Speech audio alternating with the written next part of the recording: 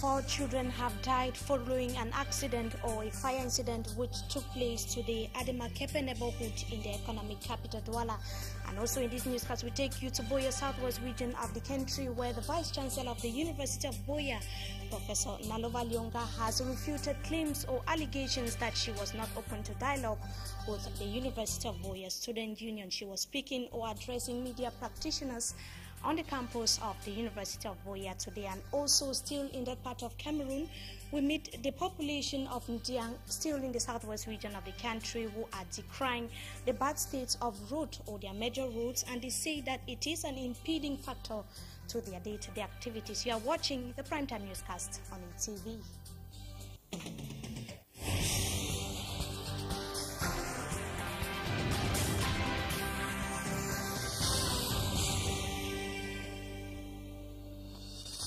Good evening to you viewers. We thank you so much for joining us in this edition of the Primetime Newscast on Equinox Television. We begin right away here in the economic capital Douala, where 4 children are said to have died in a fire incident that occurred last night at Makepe neighborhood here in the economic capital Douala. The incident has been blamed on the sudden return of power after hours of absence of electricity. And senior reporter Chris Toby tells us that this morning some senior administrative officials of the region paid a condolence visit to the bereaved families.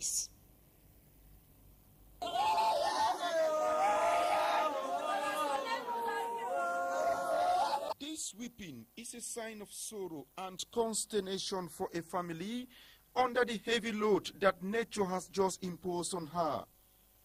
4 children perished in a fire incident that ravaged their family compound Monday night around Makepe behind the Douala University, that is Carrefour Ipa to be more precise.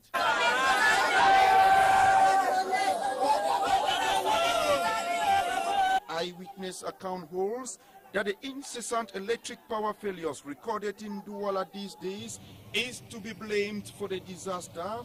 Proof of it being as the family head, who is a worker with the Douala 5 local council, affirms having left his children studying under the light of a candle while going out for a meeting.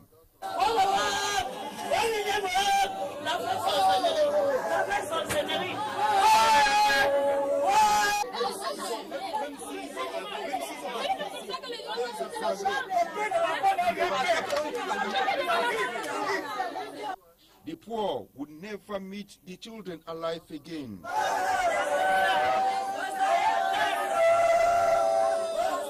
Laurel, 10 years old, Kevin, 9 years old, France, 7, and Dieudonné, barely 2 years old, are lying covered with cloth as if asleep, but to wake no more. Administrative authorities like the Senior Divisional Officer for Vuri and the Divisional Officer for Douala 5, as well as the Mayor for Douala 5 who came in, had just words of comfort for the bereaved family and a call for calm to the boiling population that had already inflicted wounds on firefighters last night and even threatened to attack Sonel installations. Staffman Chris Toby telling us the after effect of the fire incident that broke at the Makepe neighborhood here in the economic capital Douala. That was last night. Now residents of the Ndiang division are bitterly complaining about the bad state of road, and they say that it is having an adverse impact on their day-to-day activities. They say prices of basic commodities have witnessed an increase as a result. Rani Bell Satowara tells us more in the following report. We are in the oil-rich producing Ndiang division of the southwest region of Cameroon. Be it in the Bangele, Bafaka, Bondo, or in the Bonji Balwe area in the Kondo Titi division, the complaint is the same. The roads are deplorable. In the dry as well as the rainy season, cocoa and coffee farmers face difficulties in transporting their goods to nearby Kumba in the Meme headquarters. More often, they are forced to sell their cocoa products at giveaway prices. Due to the absence of medical and other social amenities like electricity, the local sea life is fast becoming unbearable. Among other things, the price of beer has witnessed an increase from 750 to 1,000 francs CFA.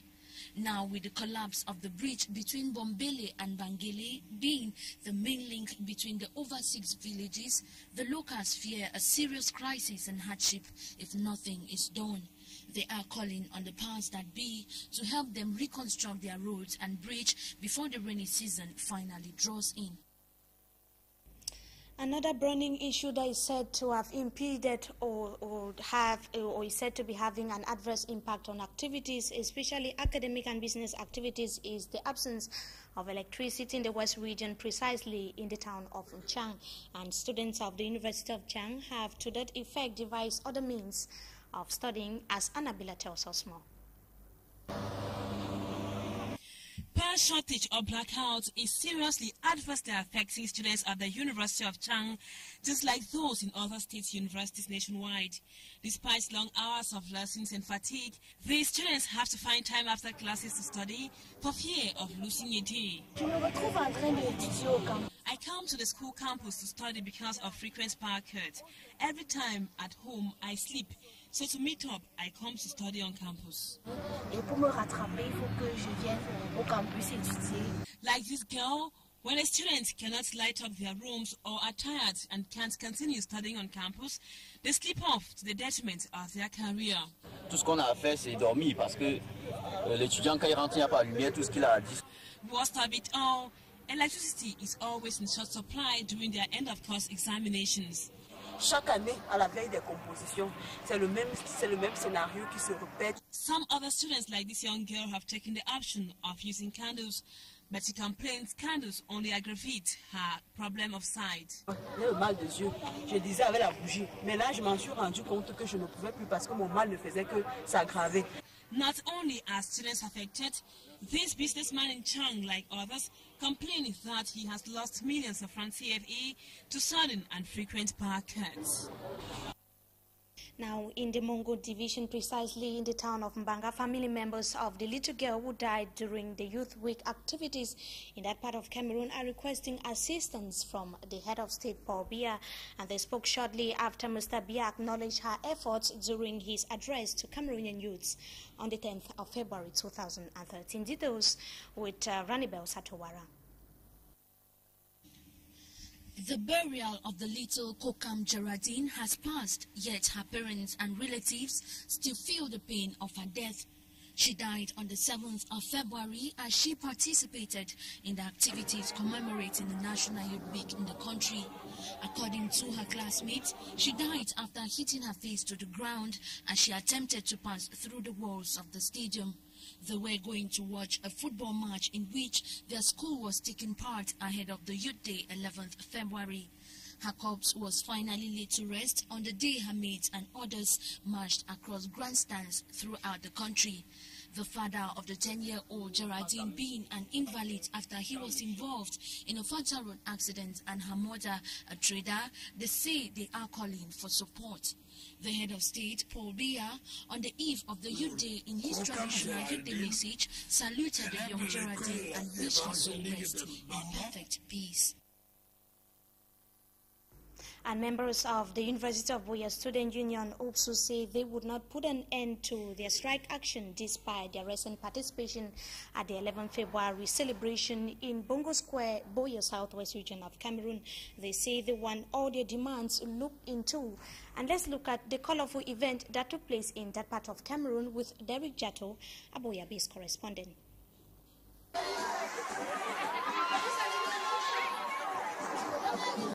Apart from the traditional march past, which has been at the center in previous edition of the Youth Day celebration in Buea, the 2013 edition of the celebration has some attachment.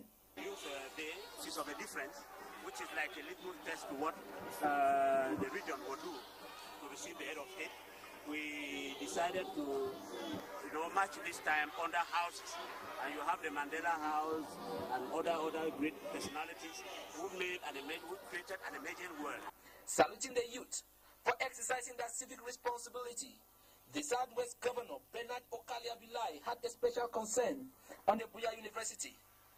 We want to congratulate all of them, particularly those of UB, University of Buea, who despite all the difficulties have come to be part of the celebration.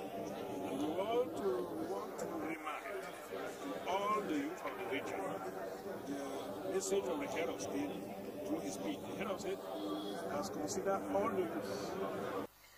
The UB student union leaders said their worry was that of the institution and had nothing to do with the National Youth Day celebration. What happens in UB is about UB, not about the march past. So we are not saying that the strike has ended. We are still striking. The student problems must be solved. Describing the day as colorful, these youth said they are apt to make Cameroon an emerging economy by 2035. My name is Foson Derek Fose, a student of Formic Comprehensive High School, Boya. We would like to appreciate and thank the delegates of Youth Affairs and us as youths in years to come will be able to make Cameroon the country it's supposed to be. Yes. The Mad Pass also witnessed for the first time the presence of a new political party, the National Democratic Party for Youth Development, with its slogan that change begins with self. That is how the Youth Day took place in Buea Southwest region of the country, and we remain in that part of Cameroon to talk about the press conference that took place today on the campus of the University of Buea, during which authorities of the said university admitted the arrest and detention of four students of the university. They say the action follows a statement from the governor of the Southwest region, which stated that anyone inciting public disorder should be picked up, but it remains unclear why the student or the set students that were arrested today were detained. And meanwhile, the Vice Chancellor of the University of Buea, Professor Nalova Lyonga, explained that it was a surprise to her that the students went on strike when it was previewed that elections would only take place after faculty and departmental elections. And Professor Nalova Lyonga further refuted claims that she was not open to dialogue and went further to present the press minutes or minutes of the meetings she has been holding with the University of Buea Student Union to address issues of the said union. And she also talked about allegations of some students renting space to business persons claiming to be landlords of the University of Buea. We shall be coming back to that in details in our subsequent newscast. And just after the break, we shall be talking more about the head of state's address on the 10th of February 2013. You're watching the Primetime Newscast on ATV.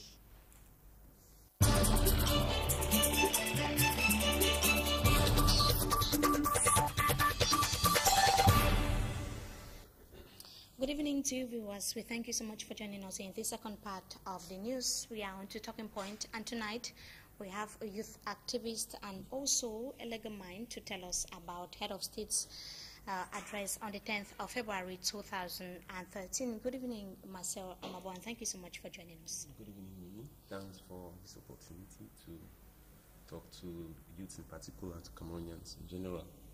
And of course, head of state on the 10th of February 2013 talked about the eminent or announced the creation of jobs in the country, 200,000 job opportunities to Cameroonian youths, meaning that, or implying that very soon many of the youths that are idling the streets in Cameroon would soon gain employment. So what is your reaction to that announcement? Well, unfortunately, I want to begin by saying that we are used to our head of state, addressing the youth on the 10th of February, the way he did this year.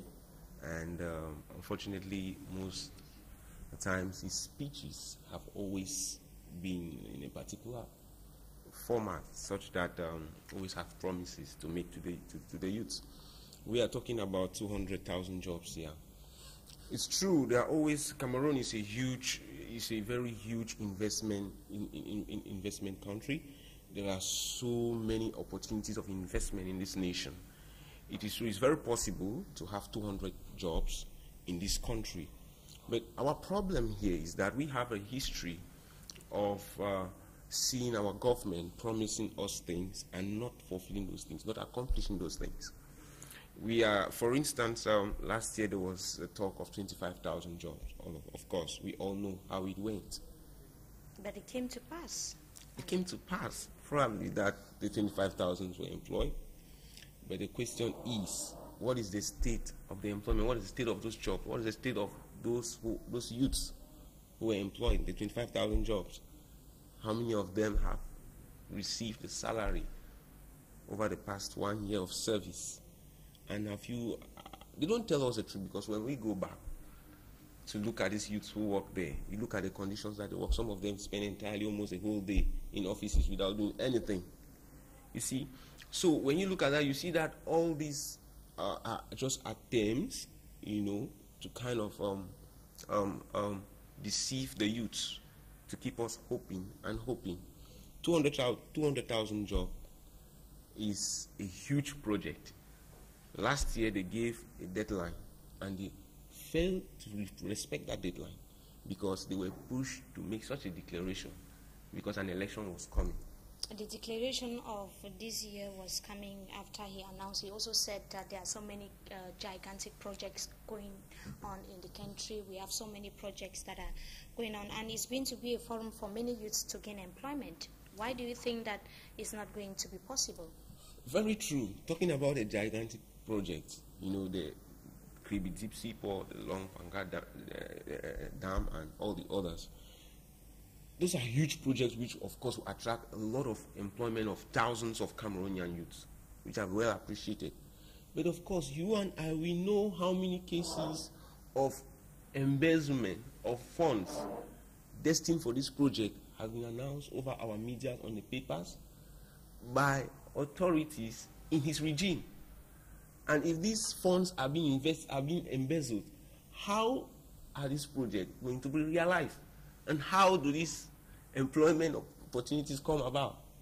So you see that we are only turning around a circle, and this is not something that has been going on just for some few years. It's something which is a characteristic of his regime, of his government. So he talked about the importance of Cameroonians to focus on technology or technology and sciences, like it's going to improve on the Cameroonian society in the days ahead. Do you see this dream coming true? Do you think it's going to be a solution? Science and technology have been an integral part of development. They precede development. We see it in the West. We see it in Asia. If China is what it is today, it's because of science and technology. You get it? So if Cameroon has to be transformed, it is imperative that science and technology, you know, be improved upon. There is no question about that. But the question we need to ask ourselves is, what are we doing to boost science and technologies? Look at the researchers we have in our higher institution of learning, in our universities. What subventions, what funding, what encouragement do they receive from the states? What is the enabling environment that is created for these researchers to research and bring about development in things like in science and technology, as well as in other domains? You see, so that is where the problem is. These are all necessary ingredients for development. But the question is, in Cameroon, we have a government, a regime which lacks the political will to make these things happen. Just an announcement alone is an indication that there's the possibility that it would come to pass. It's going to be a reality. Fortunately for us, God has given us the gift of speech, words we can speak. You know, words are cheap. You can say it. Come on, we are having a president who has been in power for about 30 years. So it's not today. So him announcing what he's announcing today is something which has been going on for the past 30 years. But if we have to make, you know, an assessment of the number of such announcements that have been realized, of course, you will see that we are on a serious negative balance. So he also talked about him having high esteem for teachers in Cameroon, Cameroonian teachers, and you said that that is possibly not, that is what he is. He is not seeing it happening, like teachers are not given their place in the society and they are not having better working conditions. Why do you think that the esteem of teachers are not given its due respect? Well, it's true. This is two ways. one, you know, on the part of the teachers. Teachers are making themselves so mean. You look at some of the teachers in our colleges, in our schools, in our universities. They have become so mean that they go for anything. You know, they bring down themselves so low. What do you mean by they bring themselves so low? Their moral standards is deplorable. So because of that, the respect which the students even have for them, the pupils have for them, is no more there. At the same time, like I said, it's two-way. On the other part of it, when you look at what these teachers go through, most of which, like the president rightly mentioned, most of them are youths.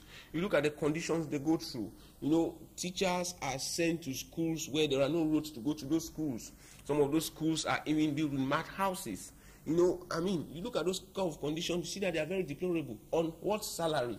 You won't imagine. So how do such teachers get to fend themselves? How do they get to make that sacrifice, you know, to train our young people, to train our children?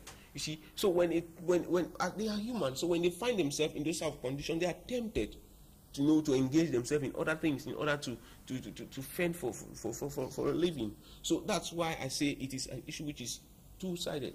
An indication that maybe their poor working conditions may be pushing them to do the immoral things that you are saying. And could you be more specific? Well, of course, it's no news that you have teachers who sell maths to students, you know, by sleeping with those students. There is no news that you get teachers who get students or pupils to work for them in their farms and things like that. You know, those things are things which Cameroonians, we all know about them. So now talking about less, could you give us an assessment, because Head of State equally underscored the importance of morality in a developing society like Cameroon, and also called on parents and churches to play a greater role. Could you give us an assessment of morality in Cameroon today? How do you look at the Cameroonian society as far as morality is concerned? Well, it's true the parents have a primary role to play for the moral upbringing of the children, but we know our society today. When children are growing up from their homes, they get to school, they get into the society. Now, when you have a society that has very deplorable moral standards, what do you expect of the people? Now, look at our society. Corruption is deeply rooted in our society. When a young man is growing up, knowing that, you know, not just even the father or the direct parent, but knowing that an elderly person has to take money to give a service, to offer a service to somebody, knowing that an elderly person has to sleep with one young lady because, you know, he wants to offer something to that lady. What lesson is that young man learning from that elder? You see, so these are problems which have aggravated, you know, over the years, and today we are only reaping the consequences of it. So the government has a responsibility to put up a true fight against corruption, not what they are doing today, you know, political victimization and all the sort. A true fight against corruption. At the same time, we have to restructure our educational system, because we have an educational system which is, we only have children and young people being schooled but not properly educated. Why? Because even some of those educators, you know, they don't display the life of true educators. You don't see education reflected in their own lives. So it's something that it has to take us back to our system in our nation.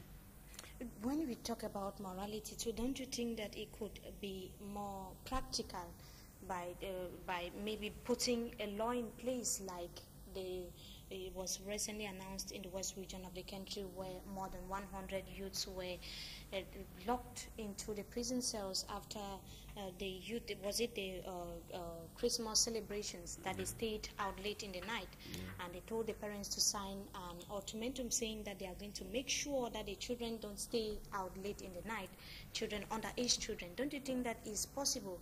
It's going to be more practical and possible for the country to put in place a law that also regulate the activities of Cameroonian children, and where and what they should do at what time and when? Don't you think so?